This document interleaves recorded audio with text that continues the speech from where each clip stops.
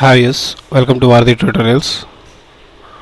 మనం previous ట్యూటోరియల్లో references గురించి తెలుసుకున్నాము. ఈరోజు మెయిలింగ్స్ అనే ట్యాబ్ గురించి తెలుసుకున్నాము. ఇందులో ఫస్ట్ ఆఫ్ ఆల్ క్రియేట్ అని ఉంది కదా, ఇందులో రెండు ఆప్షన్స్ ఉన్నాయి, ఎన్వెలప్ అనే ఒకటి, లేబుల్స్ అనేది ఒకటి. నేను ఈ ఎన్వెలప్స్ అనే దాని మీద క్లిక్ చేస్తున్నాను. క్లిక్ చేస్తే నాకు ఒక డైలాగ్ బాక్స్ వస్తుంది, ఎన్వెలప్స్ అండ్ లేబుల్స్ అని. సో ఇందులో ఎన్వెలప్స్ అనే ట్యాబ్ రిబ్బన్ సెలెక్ట్ అయ్యి ఉంది. సో ఇక్కడ first of all we have to select the preview. దీని మీద క్లిక్ చేస్తే పేజ్ యొక్క సైజ్ వస్తుంది, సైజ్ 10 అని. సో నేను దీన్ని A4 సెట్ చేసుకుంటున్నాను, ఎందుకంటే మనకి A4 పేపర్సే కదా. సో ఓకే, A4 లేవు. సో డిఫాల్ట్ సైజ్ 10 అని ఉంది, నేను దీన్ని సెలెక్ట్ చేసుకున్నాను.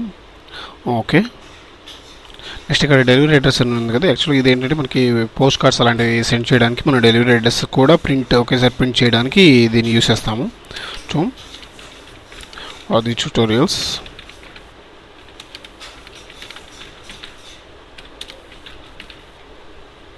Enter 522002. సో ఇక్కడ ఇది కింద రిటర్న్ అడ్రస్ ఉంది కదా. ఒకవేళ మనకి లెటర్ కనుక సెండ్ అవ్వకపోతే రిటర్న్ రావాల్సిన అడ్రస్ ఉంటుంది కదా. సో దానికోసం ఇక్కడ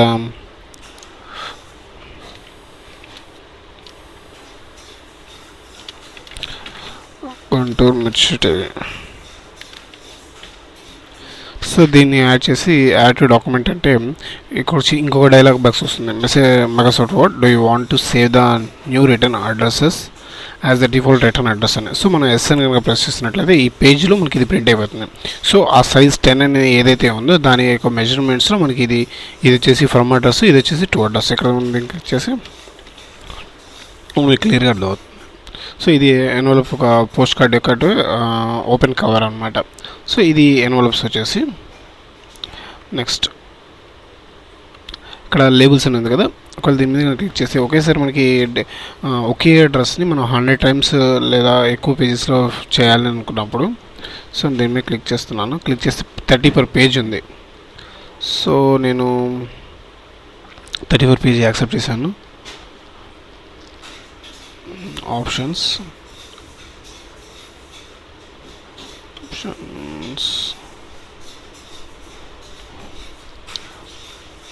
per పేజ్.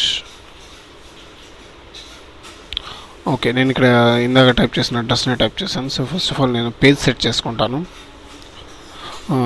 పేజ్ లేఅవుట్లోకి వెళ్ళి పేజ్ ఎలా సెట్ చేసుకోవాలో తెలుసు కదా మీకు. సో నేను ఈ పేజ్ సెట్టింగ్లోకి వెళ్ళి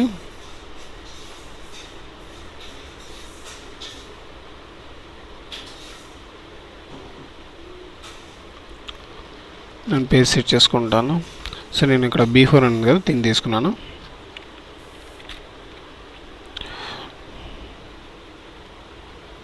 నేను తీసుకున్న పేపర్ అంటే B4. So B4 paper select చేసుకున్నాను. నేను దీన్ని ఓరియంటేషన్ని ల్యాండ్స్కేప్కి మార్చుకుంటున్నాను. సో ఇది నాకు పెద్దగా కనిపిస్తుంది. సో ఇది నా యొక్క పేజు. మెయిలింగ్స్ ట్యాబ్లోకి వెళ్ళి లేబుల్స్లోకి వెళ్ళి ఇక్కడ నేను అడ్రస్ టైప్ చేస్తున్నాను.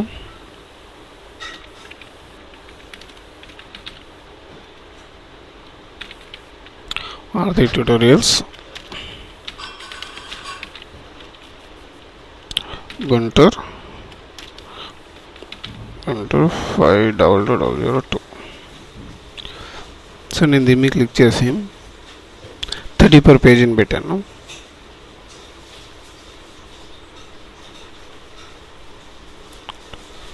ఓకే,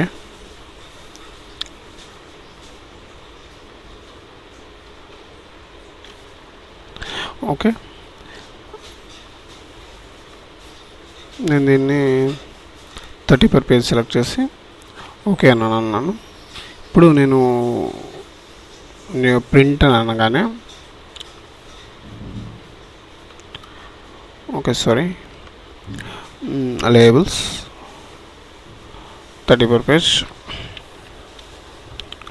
వారధి ట్యూటోరియల్స్.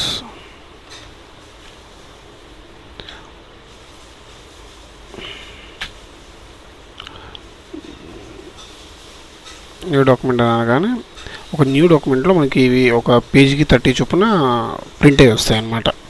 సో మీరు కనుక అబ్జర్వ్ చేసినట్లయితే ఇవ్వండి 1 2 3 4 5 6 7 8 9 10 ఇలా 3 rows. సో వీటిని మనం కట్ చేసుకొని పేస్ట్ చేసుకుంటే సరిపోతుంది. సో ఒకే అడ్రస్ మళ్ళీ రాయకుండా లేదా మళ్ళీ ప్రింట్ చేయకుండా అలాంటి వాటి కోసం ఈ లేబుల్ ఎన్నిక కమాండ్ చాలా చక్కగా యూజ్ అవుతుంది. సో ఇది వచ్చేసి ఎన్వలప్స్ లేబుల్ సంబంధించింది.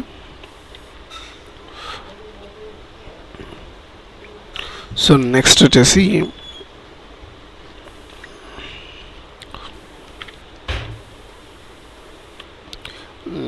Start mail method.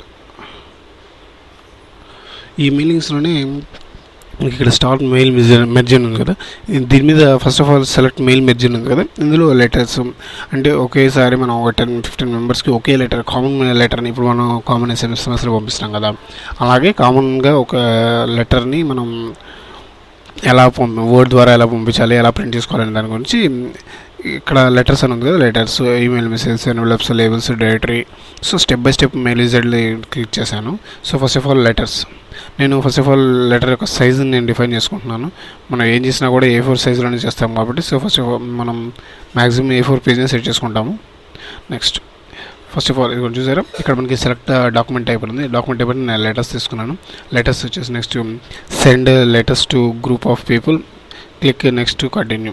సో ఇక్కడ కింద step 1 of 6 next 6 starting document ఉంది. సో నేను దీని మీద క్లిక్ చేస్తున్నాను. యారో మాకు హ్యాండ్ సింబల్ వచ్చింది కదా, సో నేను క్లిక్ చేయగానే ఏమొచ్చింది, select starting document, use the current document, start from A template.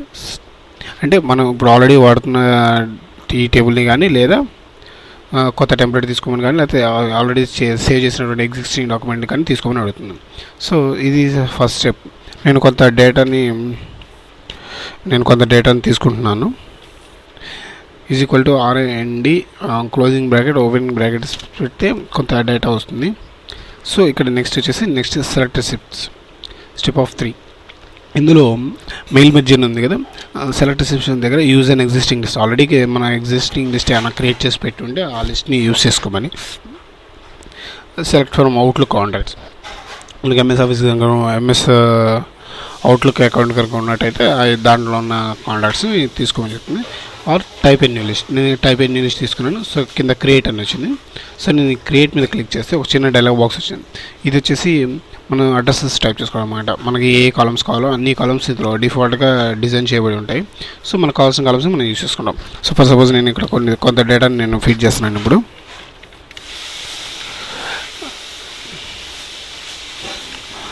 Company name కావాలంటే ఇవ్వండి, లేకపోతే లేదు. Old Guntur AP 522002. సో ఇక్కడ ఫోన్ నెంబర్ ఈ విధంగా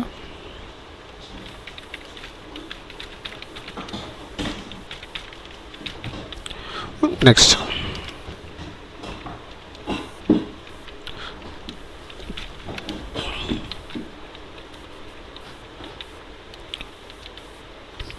సో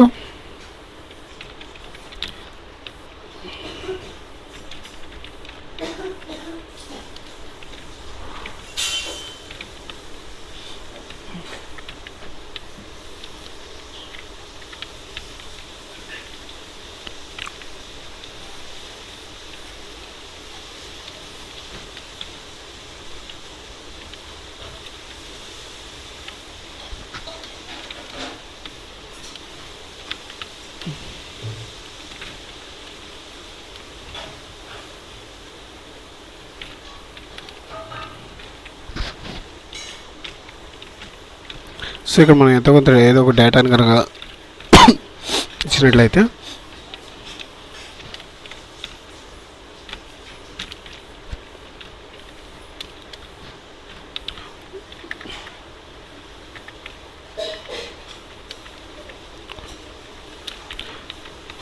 సో ఈ విధంగా అన్నమాట. సో ఇది నేను సెలెక్ట్ చేసుకొని నేను ఓకే అని అనగానే దీన్ని సేవ్ చేసుకోమని అడుగుతుంది. సో ఇక్కడ నేను దీనికి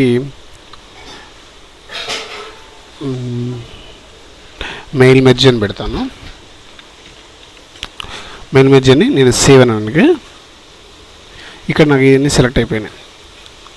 సో వీటన్నిటిని తీసుకోమని చెప్తుంది. సో నేను ఓకే అనగానే నాకు ఆ లిస్ట్ యాడ్ అవుతుంది. సో ఇక్కడ రైట్ యువర్ లెటర్ అని ఉంది కదా నెక్స్ట్ స్టెప్. సో నేను దీని మీద సెలెక్ట్ చేసుకుంటాను. నెక్స్ట్ ఇక్కడ మనకి ఏది కావాలంటే అది. ఫస్ట్ ఆఫ్ ఆల్ నేను ఇక్కడ దీని మీద పెట్టి ఆటోస్ బ్లాక్ అని క్లిక్ చేస్తాను.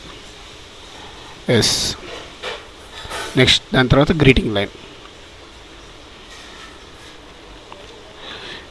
మీద క్లిక్ చేయగానే ఇక్కడ చూసారా, మిస్టర్ అయితే మిస్టర్ వస్తుంది, లేకపోతే మిస్సెస్ వస్తుంది. సార్ మేడం, ఓకే నేను మీద క్లిక్ చేశాను. Next of all electronic postage అంటే మనకి ఇది లేదు, యాక్చువల్గా నెట్ ఆన్ ఉంటే వస్తుంది. So preview your letters. So ఇక్కడ మీరు అబ్జర్వ్ చేసినట్లయితే పేజీ ఒకటే పేజీ ఉంది చూసారా. డియర్ మిస్టర్ ఏ అంటే లాస్ట్ నేమ్తో సంపాదిస్తున్నాడు. డియర్ మిస్సెస్ ఏ చూసారా ఈ విధంగా. నెక్స్ట్ వచ్చేసి కంప్లీట్ ద మెర్జ్ కొట్టేసి ప్రివ్యూ యువర్ లెటర్స్ అనేసి కంప్లీట్ ద మెర్జ్ని ప్రింట్ అని అన్న తర్వాత ఆల్ అని ఉంది కదా, ఆల్ అంటే ఆల్ చేసుకోవచ్చు, లేదంటే ఇది కరెంట్ రికార్డ్ అంటే ఇప్పుడు మనకు కనిపించేది ఒకటే చేయొచ్చు, లేదా ఫ్రమ్ అంటే ఇప్పుడు మనకు 3 పేజెస్ చేసాము, ఓన్లీ మనకి 2, 3 కావాలంటే 3 చేసుకోవచ్చు. సో నేను ఇక్కడ ఆల్ అని దాని మీద క్లిక్ చేసి edit individual letters. Okay. So ఇక్కడ మీరు అబ్జర్వ్ చేసినట్టయితే 4 లెటర్స్ వచ్చాయి చూసారా, 4 pages. First Vijay Kumar, next Tamil Vijay, next వచ్చేసి రాణియే. సో ఒకే లెటర్ని ఇలా డిఫరెంట్ టైప్ ఆఫ్ లెటర్స్ చూసారా, సరళ మేడం 4 లెటర్స్ డిఫాల్ట్గా వచ్చినాయి. సో ఇది కంప్లీట్ మెయిల్ మెర్జ్ అనమాట, ఒకే లెటర్ని యూజ్ చేసి చేయడం.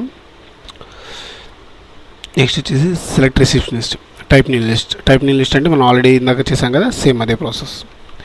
నెక్స్ట్ యూజ్ ఎగ్జిస్టింగ్ లిస్ట్, మనం ఆల్రెడీ టైప్ చేసింది ఉన్నాయి కదా, సో దాన్ని అదనమాట. My data sources, mail merge, open.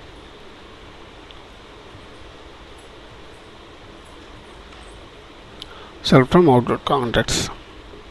Next edit receptionist list. Already మనం మెయిల్ మెర్జ్ డిఫాల్ట్గా పెట్టించాం కాబట్టి మనకి ఇది ఆల్రెడీ ఓపెన్ అవుతుంది. సో దీన్ని మనం కరెక్షన్స్ చేంజెస్ చేసుకోవచ్చు. ఓకే అంటే సేవ్ అయిపోతుంది. సో ఇది వచ్చేసి start mail merge friends. Thank you for watching వారధి ట్యూటోరియల్స్.